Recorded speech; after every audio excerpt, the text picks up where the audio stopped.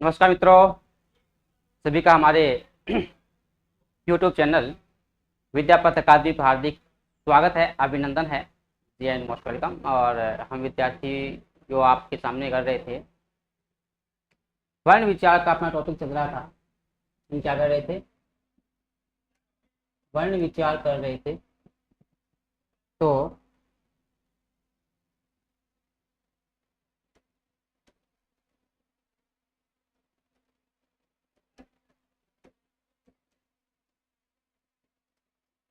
वर्ण विचार टॉपिक हम पढ़ रहे थे। वर्ण विचार टॉपिक के अंतर्गत हमने अभी स्वर के बारे में, हम स्वरों के प्रकार के बारे में चर्चा कर रहे थे। पिछले क्लास में हमने स्वरों के कुछ प्रकारों के बारे में जानकारी प्राप्त की थी।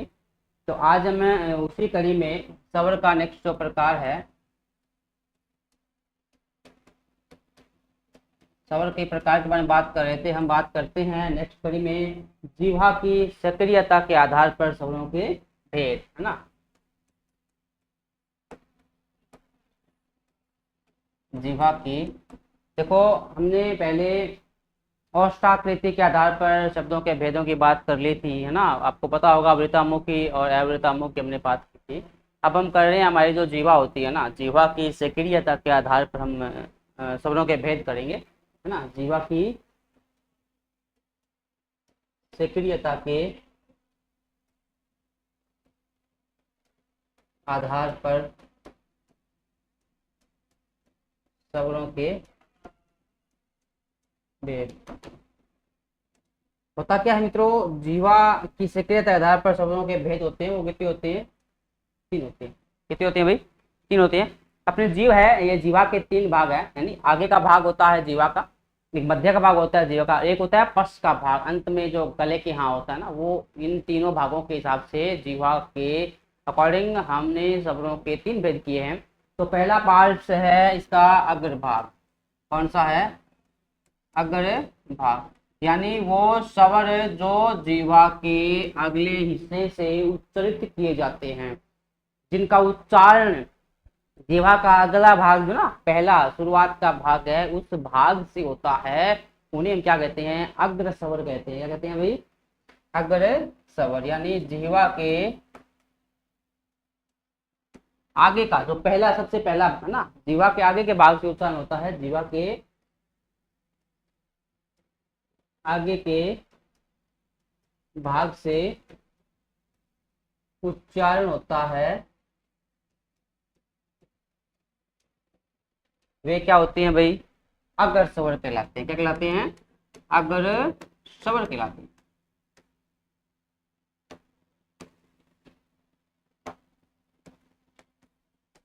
इसको हम स्वर ही कर देते हैं ना, अग्र भाग को भी हमने हम स्वर ही कर, अग्र स्वर। तो ये अग्र स्वर है कहलाते। ये कौन कौन से होते हैं मित्रों बताओ, है ना। अगर स्वर में आपका जो स्वर होते हैं, हमने 11 स्वरों की बात की थी। हाँ, 11 स्वरों की बात की थी। इनमें कौन कौन से होते हैं? ई ए ऐ और री। 5 होते हैं इनमें। ई ई ए ऐ और री, ये 5 हैं। ये अगर स्वर की श्रेणी में रखे जाते हैं, यानी इन पांचों का उच्चारण जीभ के अगले हिस्से से होता है। ये पांचों जीभ के अगले हिस्से से उच्चरित होते हैं, यानी जीभ का जो अगला हिस्सा है वो इनके उच्चारण में सक्रिय रहता है, तो इनको बोलते हैं अग्र। इसके बाद में है मध्य स्वर। दूसरा कौन सा है? मध्य स्वर। मध्य स्वर में क्या होते हैं? वही बात, नॉर्मल सी बात है कि जीवा का जो उच्चारण है वो मध्य भाग से होता है, मध्य भाग से क्लियर रहता है ना। इन स्वरों में,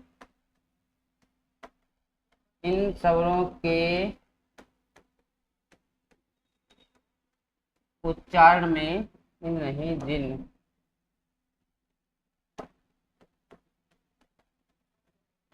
उच्चारण में जिह्वा का मध्य भाग सक्रिय रहता है। क्या रहता है? मध्य भाग सक्रिय रहता है, तो वे मध्य स्वर कहलाते हैं। क्या कहलाते हैं वे? मध्य स्वर कहलाते हैं। मध्य स्वर की श्रेणी में हम केवल एक को ही लेते हैं। किसको लेते हैं भाई? केवल मध्य श्रेणी में आता है ए। क्या आता है? ए। तो ये इसमें 5 थे, इसमें केवल एक है मध्य में। वो कौन सा है? मध्य में एक है, वो है ए। यानी ए का उच्चारण जो है वो जीवा के मध्य भाग से होता है। ए का उच्चारण जीवा के मध्य भाग से होता है। इसके बाद में हमने 2 भाग हो गए। तीसरा भाग है पश्च स्वर। कौन सा है? पश्च स्वर। तीसरा पार्ट अपना है स्वरों के प्रकार का, वो है पश्च स्वर। यानी इसमें क्या होता है? इसमें उन स्वरों का उच्चारण जीवा के पिछले भाग से होता है। किससे होता है? पिछले भाग से। यानी जिन स्वरों का उच्चारण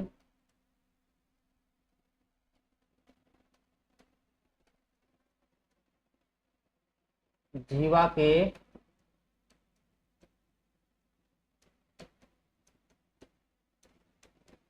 पिछले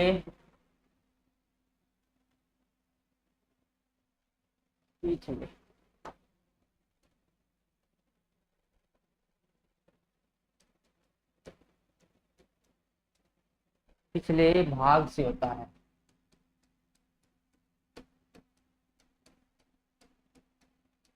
वो कौन से होते हैं? वो होते हैं पश्च स्वर। जितने बच गए, कितने बच गए? कौन कौन से बच गए हमारे सामने?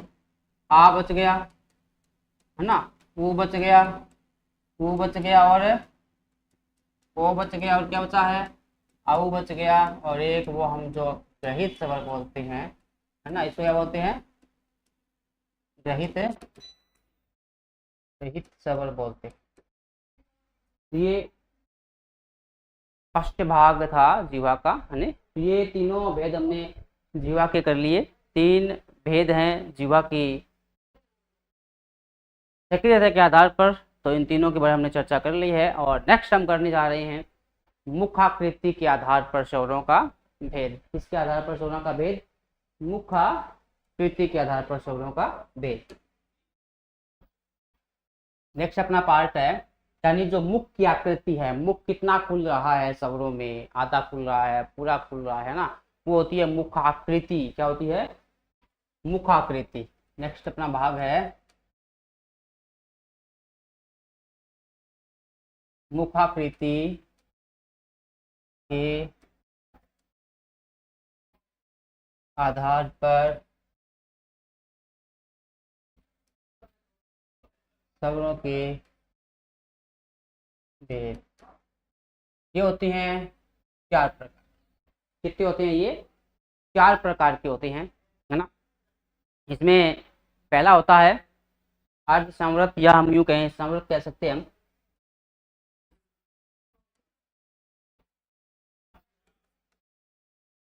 अर्ध संवृत।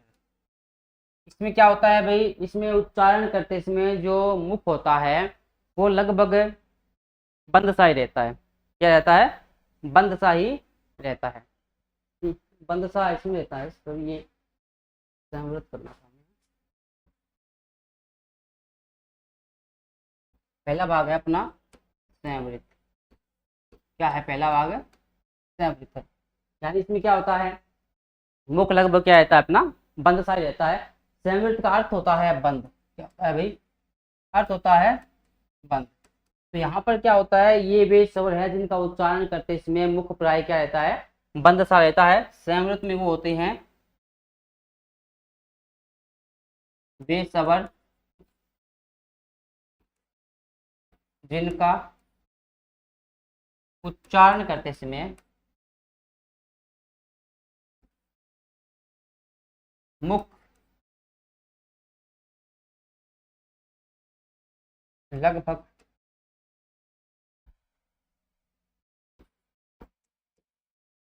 बंद सा रहता है। मैं यूँ कहूँ ना कि मुख 25% खुलता है। कितना खुलता है भाई? 25% खुलता है अपनी भाषा में। तो वो कौन सा होता है? संवृत होता है। कौन सा होता है वो? संवृत होता है। यानी मुख बहुत कम खुलता है। हम यूँ कहें ना, मुख नाम मात्र ही खुलता है ना। इसमें कौन कौन से होते हैं? ई ऊ और री। इसमें होते हैं 5। ई ऊ और जी, ये 5 इसमें होते हैं, किसमें आते हैं, ये संवृत्त में आते हैं जहां पर मुख कम खुलता है ना। दूसरा प्रकार है अर्ध संवृत्त स्वर। दूसरा कौन सा है, अर्ध संवृत्त स्वर।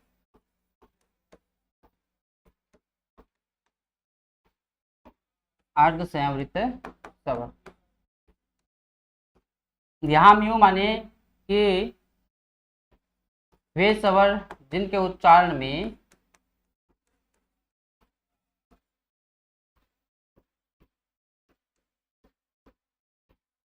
मुख आधा खुलता है, मुख लगभग आधा खुलता है। भाई कितना खुलता है, आधा।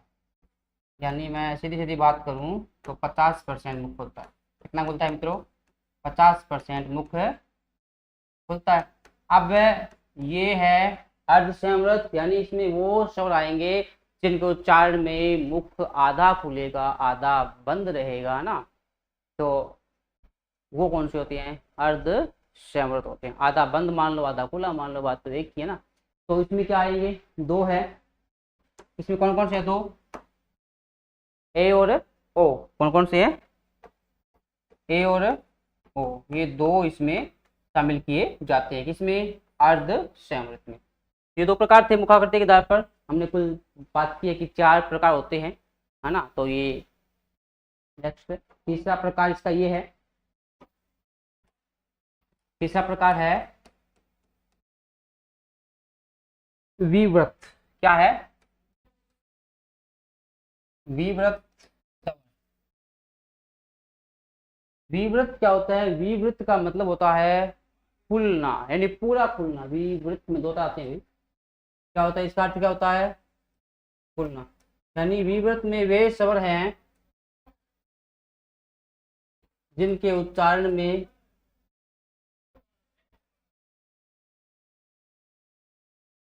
वे स्वर जिनके उच्चारण में मुख पूरा खुलता है। कितना खुलता है भाई, पूरा खुलता है। मैं यहाँ कहूँ ना, इसके उच्चारण में मुख कितना खुलता है, 100% मुख खुलता है। कितना खुलता है, 100% मुख खुलता है। इसमें कौन सा स्वर आता है, इसमें एक क्या आता है, कौन सा आता है, कौन सा आता है, हाँ। आप बोल के पहले ट्राई कर लो, बोल के भी ट्राई कर सकते हो ना। आ में मुख पूरा खुल जाएगा, आ कितना बोल दो। अब इसको ए नहीं बोल सकते, है ना। आप इसमें ई नहीं बोल सकते, है ना। हमने पहले बात की थी संवृत की, लगभग मुंह बंद रहता है ना। अर्ध संवृत की बात हमने की थी, है ना। वहां पर संवृत में ई ऊ री किया था हमने। अब बोल के देख लो, ऊ ऊ इतना ही खुलेगा, ये नहीं खुलता, है ना। तो ये मुख खुलने के आधार पर इनका वर्गीकरण किया गया, तो बिल्कुल करेक्ट किया गया जाता है ना। तो इसमें क्या आता है, आ आता है। आ में मुख क्या है, मुख पूरा खुलता है, तो इसको क्या कहते हैं भाई, विवृत कहते हैं। क्या कहते हैं, विवृत कहा जाता है। इसके बाद में है नेक्स्ट अपना अर्ध विवृत स्वर। क्या है, अर्ध विवृत स्वर। इसमें क्या है, जो मुख होता है वो लगभग ये मानो कि आधे से थोड़ा सा ज्यादा खुलता है ना। क्या होता है, मुख आधे से थोड़ा ज्यादा खुलता है। वे स्वर जिनके उच्चारण में मुख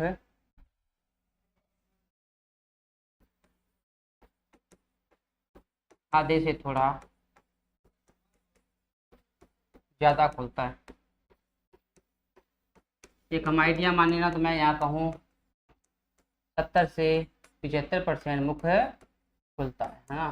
तो ये है अर्ध विवृत। इसमें कितने आते हैं, कितने बच गए, इसमें बच गए जी हमारे पास 3। हमने वहाँ पर 4 कर लिए थे, 2 वहाँ 5 कर लिए थे पहले वाले में, और 2 बाद में कर लिए थे ना। 5 कहाँ किए थे हमने, संवृत में किए थे। 2 हमने कर लिए अर्ध संवृत में, एक आ गया विवृत में। अब यहाँ कितने बच्चे हैं, 3 बच्चे हैं। कौन कौन सा बच्चा है, एक ए बचा है, एक ऐ बचा है और एक औ बचा है। यदि हम बात करें इसकी तो ये भी यहाँ शामिल हो जाता है। तो ये था हमारे स्वरों का भेद, जो मुख्य आकृति के आधार पर हमने आज चर्चा कर ली है। किसके आधार पर? मुख्य आकृति के आधार पर, यानी मुख की आकृति के आधार पर स्वरों के भेद, मुख कितने खुल रहे हैं, मुख कितना बंद हो रहा है, तो ये हमने आज स्वरों के बारे में जान लिया है। उसके बाद में नेक्स्ट हम करते हैं उच्चारण के आधार पर शब्दों का वर्गीकरण। किसके आधार पर? उच्चारण स्थान के आधार पर ना। उच्चारण स्थान की शब्दों का उच्चारण स्थान कहाँ होता है? जैसे हमने पढ़ा है कंठ होता है, तालु होता है, मूर्धन्य होता है, दंत्य होता है, ओष्ठ होता है, कंठोष्ठ होता है, दंतोष्ठ होता है ना। ये सब बातें ये उच्चारण स्थान है। तो हम शब्दों का वर्गीकरण उच्चारण स्थान के आधार पर कि शब्दों का उच्चारण कहाँ कहाँ होता है ना, तो हम उसका आप चर्चा कर लेते हैं। उच्चारण स्थान के आधार पर शब्दों के भेद। उच्चारण स्थान के आधार पर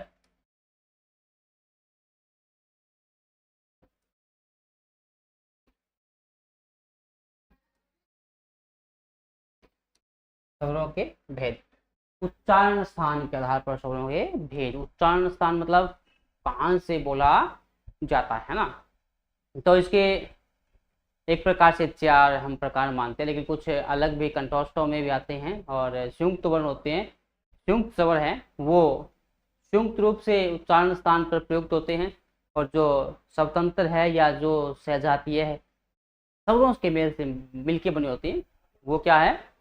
नॉर्मल उच्चारण स्थान से आती है ना। तो पहला हम लेते हैं कंठ से। कहाँ से लेते हैं? कंठ से। कंठे,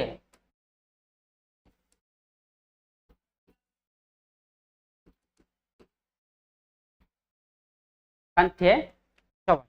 कंठ में क्या होता है? इसका उच्चारण स्थान कहाँ होता है भाई? कंठ में उच्चारण स्थान क्या होता है? कंठ होते हैं। क्या होते हैं?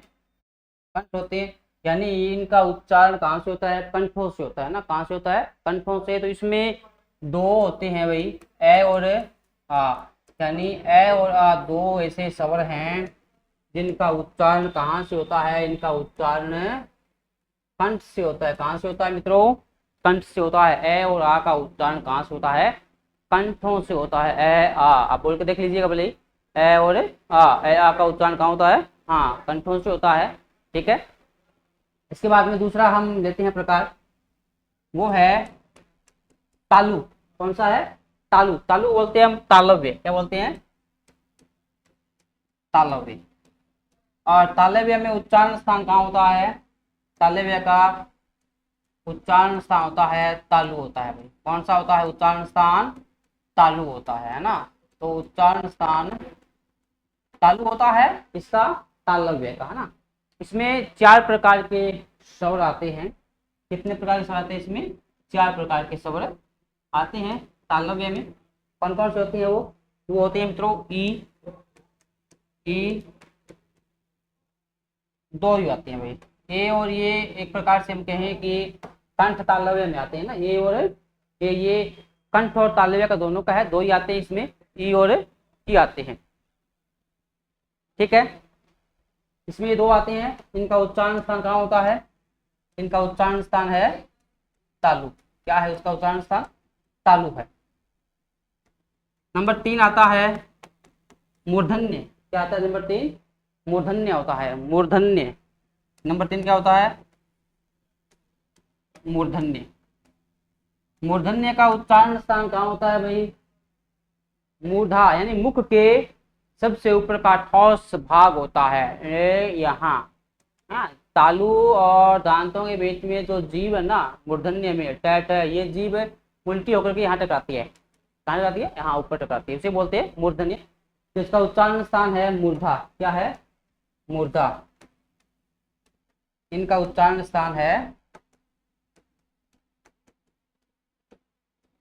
मूर्धा। और मूर्धन्य में केवल और केवल एक ही स्वर आता है, री। क्या आता है? री। यानी मूर्धन्य की बात करें तो मूर्धन्य में जो स्वर है वो है री। इनका उच्चारण स्थान है वो है मूर्धा। ये है री, जो मूर्धन्य की श्रेणी में रखा जाता है। कहाँ कहा जाता है इसको मित्रों? मूर्धन्य की श्रेणी में रखा जाता है। इसके बाद में है नेक्स्ट अपना जो है वो है ऑस्टव। क्या है? ऑस्टव। क्या है? ऑस्टव। चौथा प्रकार हम कर रहे थे वो है ऑस्टव। ऑस्टव में क्या होता है? ऑस्टव में ऑस्टे बोलते हैं इसको, ऑस्टव या ऑस्टे एक ही बात है ना। ऑस्टे या ऑस्टव कोई बात उसकी विशेष बात नहीं। इसमें क्या होता है? उच्चारण स्थान होता है होठ। क्या होता है उच्चारण स्थान है आपका? होठ वंश का होठ। ऑस्टव इसका उच्चारण क्या होता है? ओस्ट, है ना। तो ओस्ट इसका उच्चारण होता है। तो इसमें ओस्ट में कौन कौन से आते हैं? ओस्ट में आते हैं ऊ और ऊ। क्या आते हैं? ऊ और ऊ, ये आते हैं ओस्ट से। अब हमने क्या है, कितनों की बात कर ली हमने?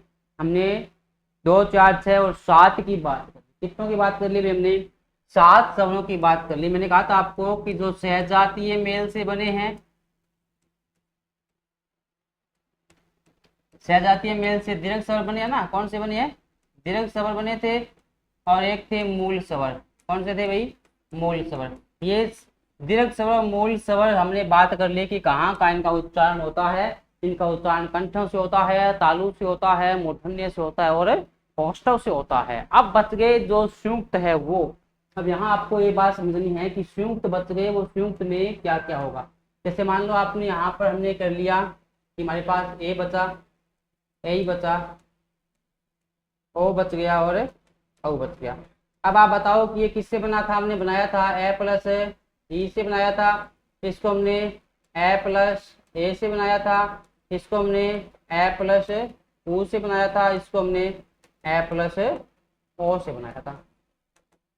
अब देखो यहाँ पर ये महत्वपूर्ण बात ये है कि ये एक से क्या, ए का उच्चारण स्थान तो कौन सा था हमारा? कंठ था। कौन सा था हमारा? कंठ था। ई का कौन सा था? तालव था। तो इनका क्या हो जाएगा? कंठ तालव। क्या हो जाएगा? कंठ तालव या कंठ तालव, ये है ना, कंठ तालव। तो ये हमारा क्या था? कंठ तालव है ना। अब देखो ये आपको समझ में आ गया कि ए का तो क्या था? कंठ था, है ना। ई का क्या था? तालु था। तो ये किससे बना है? इन दोनों से मिलकर बना है। तो इसका एक तो हो नहीं सकता। न तो ये कंठों से बोला जाएगा, न ये तालव्य से बोला जाएगा। इसको हम बोलते हैं कंठ तालव्य, यानी इनका उच्चारण स्थान दोनों से होता है। कंठ से भी होता है और प्लस में तालु से भी होता है। तो इन्हें बोलते हैं कंठ तालव्य। ये आता है कंठ तालव्य में, है ना। इसके बाद में इसको आप देख लीजिए, ये कंठों से बना है। इसका निर्माण कंठ और तालु से। तो ये यही भी किस में आ जाएगा भाई? ये भी आ जाएगा कंठ तालव्य में। किस में आ जाएगा? कंठ तालव्य में आ जाएगा। किस में आ जाएगा भाई? कंठ और तालव्य में, तालव्य में आ जाएगा। अब देखो आप यहाँ पर आओ, ए का कहाँ से होता है? कंठों से। ऊ का कहाँ से होता है? औष्ठ से। कहाँ से होता है? औष्ठ से होता है ना। तो ये क्या हो जाएगा? दोनों को जोड़ दो, कंठ प्लस औष्ठव क्या बन गया? कंठोष्ठ्य। क्या बन गया? कंठोष्ठ्य। कंठ प्लस ओष्ठ्य, कंठोष्ठ्य। कंठ और होठों के मेल से बना है। ये एक प्रत्यय लगने पे आधा होता है ना। कंठोष्ठ्य यानी कंठ और ओठों से। ए का कंठ से है, ऊ का ओष्ठव से है, दोनों को मिलाया तो क्या बना?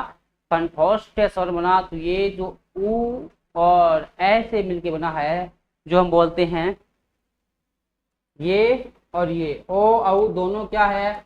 दोनों ही कंठोष्ठ्य स्वर होते हैं। क्या होते हैं भाई? कंठोष्ठ्य स्वर। अब हम आपको समझ में आ गया होगा बातें कि जो हमारा उच्चारण के स्थान पर था वो हमने कर लिया है ना। कंठों से, तालु से, मूर्धन्य से, औष्ठव से, कंठ तालव से, कंठोष्ठव से ना। तो ये सारे हमने डिवाइस में कर दिए हैं। इसके बाद में हमें चर्चा हमने कर लिया पहले से ही कि ये जो स्वर होते हैं, 2 स्वर होते हैं जो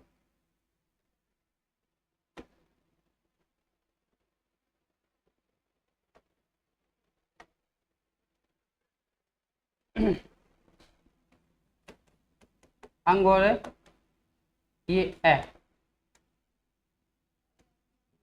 है ना। तो ये दोनों क्या होते हैं, हम पहले ही बात कर चुके हैं, ये दोनों होते हैं अयोगवाह्य। क्या होते हैं भाई, अयोगवाह्य होते हैं। ये न तो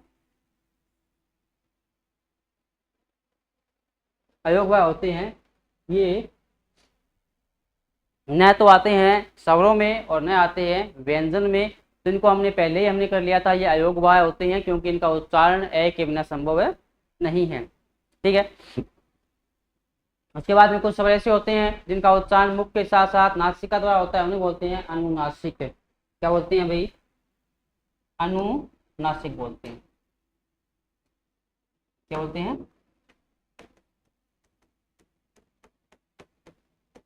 अनुनासिक, यानी जिनका उच्चारण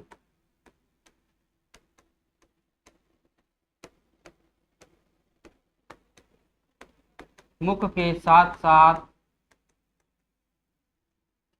नासिका से हो। किससे हो भाई, नासिका से हो, उन्हें बोलते हैं अनुनासिक। जैसे चंद्र बिंदु होता है, क्या होता है भाई, चंद्र बिंदु। हम कहते हैं चांद बिंदु, जो है नहीं, वो चंद्र बिंदु। ओके वह ये होता है अनुनासिक। जैसे हम बोलते हैं हमने कहा गांधी, है ना, ये सब क्या है, ये अनुनासिक होते हैं। याद रखना आप, जिनका उच्चारण मुख के साथ साथ में नासिका से बाहर निकले तो वो होते हैं